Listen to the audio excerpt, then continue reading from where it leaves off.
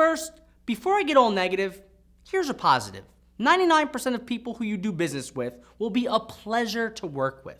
Then, there's that other 1%, the people who harass you, threaten you, and attempt to manipulate you and your business into giving them what they want. I call these people social media terrorists. And unfortunately, there's little you can do to prevent them from harassing you. I'm Derek Halpern, the founder of Social Triggers, and in this video, I'll show you how to deal with social media terrorists with grace when warranted, and with a smack in the face when grace just won't do. First, a story.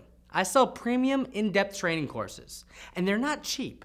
That's why I offer payment plans. These payment plans make these more expensive courses accessible to more people. Every so often, I'll get someone who emails me and asks me to stop charging them. And we always politely explain that this is a payment plan, not a membership. And 99% of the time they say, oh, okay, I'm sorry about that, my mistake. But then there's that other 1%. The 1% that demands I stop charging them and refund them all of their money, even though it's 6 months past our clearly stated refund policy. Yeah, 6 months. Instead of asking nicely, they make demands. Instead of explaining why they feel we should make an exception, they threaten us. That's shit cray. Like this one guy, I'll call him Alex. He wrote in, demanded we stop. When we explained the situation, he went on about how he never even looked at the materials. This was a lie. We had proof that showed him downloading all of the content 5 minutes before sending the email. After we called him out on it, he threatened to bash my company on social media. Now, if you talk to most online business owners, at this point, they'll tell you, give him the refund and be done with it. It's not worth fighting. And you know what? That's probably the right way to handle it a lot of the time. There's no sense wasting your time on a Bo Pita. But sometimes it's not about the money or the headache. Sometimes it's about the principle. Sometimes you just can't negotiate with social media terrorists. So we uphold our clearly stated policies, and we have a right as business owners to do it. But it got me thinking. Right now, we live in an interesting world. We live in a world where we can hold companies accountable. If a company wrongs us, we can take it to social media and get the justice we deserve. Because if they don't make it right, there's a chance it will go viral and create a huge PR disaster for that company. The problem is, people don't turn to social media when they have been wronged. They turn to social media when they don't get their way, even if they don't deserve to get their way. And therein lies the problem.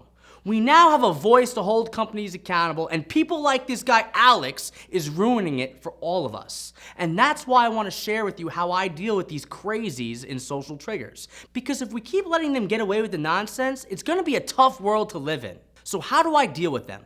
First, I realize it's not about me, it's about them.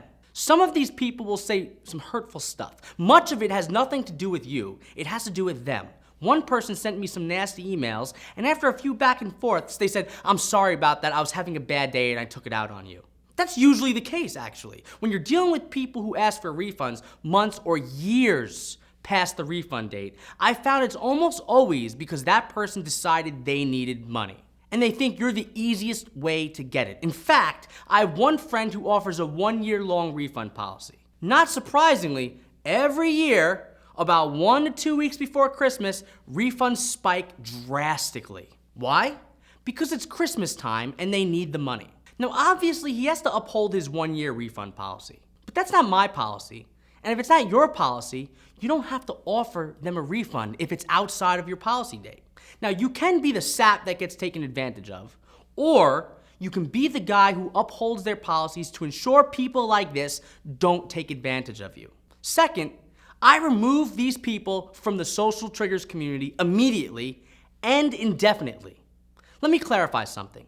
If someone refunds a product, I don't hold any grudges. Sometimes a product just wasn't right for them. However, if I notice that they buy everything I sell and they refund every single thing, you can bet I'm gonna put them on the blocked and banned list. Why? Because that person is what or who I call Refund Ralph. Who is Refund Ralph? He's the guy or girl that buys everything benefits from it, and asks for the refund because he's cheap. Surprisingly, this isn't something that just online business owners deal with. It's something big box retailers deal with too. I read an article in Business Week about what's known as refund fraud. Long story short, clothing stores discovered that people would buy a dress, wear it once, and then refund it because they wanted to buy another dress. This is called refund fraud because even though they can technically do that, they're taking advantage of the refund policy and the store is suffering because of it, to the tune of billions of dollars. So what do companies do? They actually track what's known as a serial refunder, or the refund Ralphs. And eventually, they tell them they're no longer allowed to refund products they purchase at their store. Amazing, right? I honestly think that's too nice. In Social Triggers, I'm not even gonna let them buy anything from me ever again. Now that I'm done with that little tangent, back to dealing with the crazies. I remove all crazies, people who threaten, attack, or bully me or my employees from the community indefinitely. Why? Because if they did it once, they'll do it again. Now, the third tip for dealing with these people is to reframe their hurtful responses as a big joke. When people say horrible things, it's easy to let it get under your skin and ruin your day. Luckily, I've got thick skin, but I noticed something weird about my behavior. When people are extra crazy, I like to share the craziness with my readers because it's funny to me. I also forward the really crazy ones to my friends so we can all laugh about it. A psychologist would probably tell me I'm doing this because I'm seeking approval. Whatever. Sometimes it's just fun to point and laugh at someone who's trying to cause you grief. Do you know who else did this? In the John D. Rockefeller biography, Titan, it was mentioned that John used to read all of his hate mail at the family dinner table. How great is that? I can't wait till I have kids and a family. While most families talk about their day, I'll come prepared with email printouts for everyone. The fourth tip is, I almost always prepare for the worst. Now here's where we get a little serious. When people threaten you, they rarely follow through on their threats. Following through would be too much work. But when they do, you've got to be ready to defend yourself.